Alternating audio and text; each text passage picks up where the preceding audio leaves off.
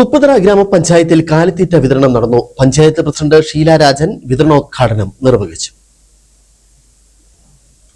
2015-2016 വർഷത്തിലെ പദ്ധതിയിൽ ഉൾപ്പെടുത്തിയാണ് കാലിത്തീറ്റ വിതരണ പദ്ധതി ആവിഷ്കരിച്ചത്. പദ്ധതിക്കായി 5 ലക്ഷം രൂപയാണ് നീക്കിവെച്ചത്. സ്പിൽ ഓവറിലാണ് പദ്ധതി നടപ്പിലാക്കാൻ കഴിഞ്ഞത്. 50% ഗുണഭോക്താവും 50% പഞ്ചായത്ത് ചേർന്ന് 10 ലക്ഷം രൂപയാണ് പദ്ധതിക്കായി ചെലവിട്ടത്. 2026-27 സാമ്പത്തിക വർഷം ക്ഷീര കർഷകർക്ക് കാലിത്തീറ്റ വിതരണത്തിനായി 20 ലക്ഷം രൂപ മാറ്റിവെച്ചിട്ടുണ്ട്. ഇൻസെന്റീവിനായും ഫണ്ട് നീക്കിവെച്ചിട്ടുണ്ട്. കാലിത്തീറ്റയുടെ വിതരണോദ്ഘാടനം പഞ്ചായത്ത് പ്രസിഡന്റ് ഷീല രാജൻ നിർവഹിച്ചു.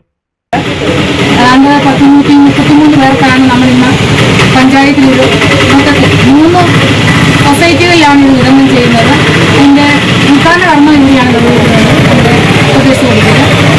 നമുക്കറിയാം, നമ്മുടെ ക്ഷീര കർഷകർക്ക് ഇപ്പം നമുക്കതിന് ചെലവ് കൂടുതലാണ്.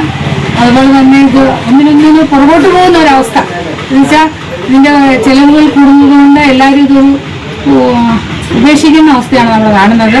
അങ്ങനെ ഒരു ഉപേക്ഷിക്കാതെ ഇത് മുന്നോട്ട് വരണം. നമ്മുടെ നാടിന് ക്ഷീര കർഷകരും നല്ല വിഷമയമില്ലാത്ത പാലുകളും കൂടുതൽ ഉണ്ടാവണം എന്നുള്ള ഒരു ഉദ്ദേശത്തോട് തന്നെയാണ് പഞ്ചായത്ത് ഈ പദ്ധതി ഏറ്റെടുത്ത് നടപ്പിലാക്കുന്നത്.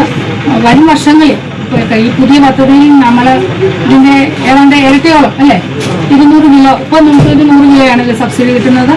അത് 200 കിലോ വരെ കിട്ടേണ്ട രീതിയിലുള്ള പദ്ധതിയാണ് ഞങ്ങൾ പുതിയതായിട്ട് നടത്തുന്നത്. കാലിത്തീറ്റയുടെ വിതരണോദ്ഘാടന യോഗത്തിൽ പഞ്ചായത്ത് വൈസ് പ്രസിഡന്റ് രമണി രൂപേഷ് അധ്യക്ഷത വഹിച്ചു. പഞ്ചായത്ത് അംഗങ്ങളായ Kochumol Joseph, advocate James Chemplavil, Merina Saneesh, Rajaratnam, Jolly Suresh, doctor Shaju എന്നിവർ പങ്കെടുത്തു. Idukki vision news, Upputhara.